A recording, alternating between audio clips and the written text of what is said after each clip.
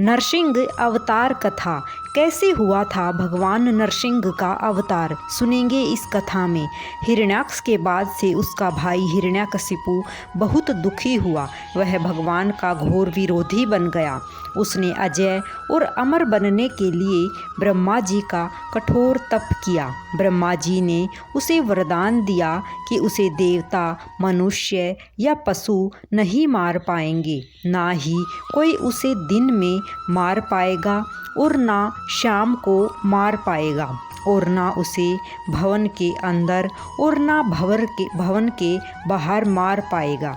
इस प्रकार का वरदान पाकर हिरण्यकशिपु लगभग अमर हो गया। हिरण्यकशिपु का शासन इतना कठोर था कि देव दानव सभी उसके चरण वंदन किया करते थे। भगवान की पूजा करने वालों को वह कठोर दंड दिया करता था।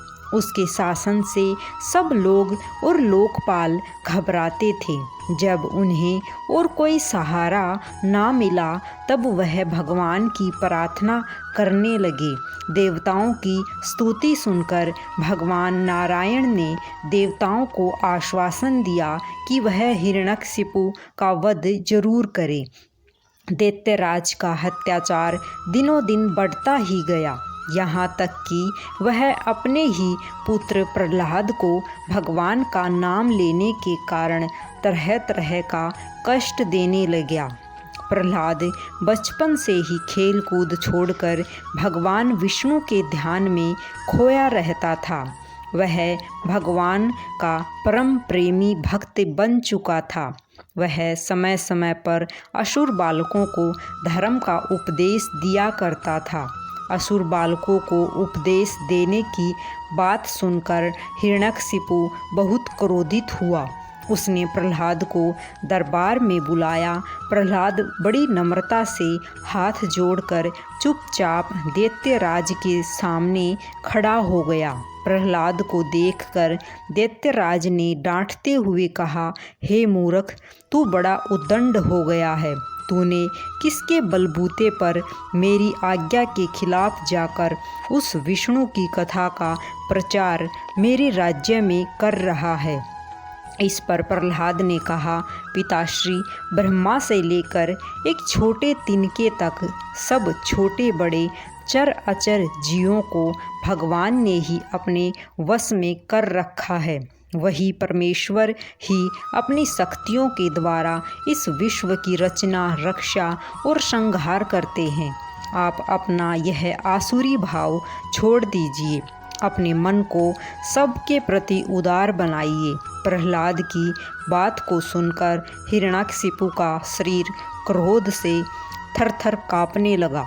उसने प्रहलाद से कहा, हे मूर्ख, तेरे बहकाने की अब हद हो गई है। यदि तेरा भगवान हर जगह है तो बता, इस खंभे में क्यों नहीं दिखता। यह कहकर क्रोध से तमतमाया हुआ वह स्वयं गदा लेकर सिंहासन से कूद पड़ा। उसने बड़े जोर से उस खंभे को एक गदा मारा। वह खंभा धराशायी हो गया और उसके अंदर से नरसिंह भगवान प्रकट हो गए।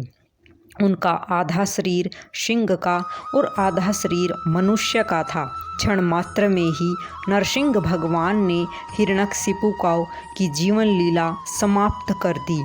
जब हिरण्यकशिपु अपनी अंतिम सांसें गिन रहा था तभी आकाशवाणी हुई, जिसने हिरण्यकशिपु को वरदान के सत्य के बारे में बताया कि तूने मारने वाला ना तो पशु है और ना ही मनुष्य, ना ही देवता है। ना तू घर के बाहर मारा है और ना तू घर के अंदर मरा है। तेरी मृत्यु इस समय तेरे महल की दहलीज में हो रही है। ना तू दिन में मर रहा है और ना तू रात में मर रहा है। तेरी मृत्यु दिन और रात के मिलन वाले समय यानी संध्या में हो रही है। और आकाशवाणी खत्म होने के तुरंत बाद ही हिरण्यकशिपु भी खत्म हो गया। भगवान नरसिंह ने प्रहलाद की रक्षा की और उसे दैत्यों का राजा बना दिया। इस प्रकार हम सब नरसिंह भगवान को नमस्कार करते हैं। सभी को जय श्री कृष्णा, सभी को राधे राधे।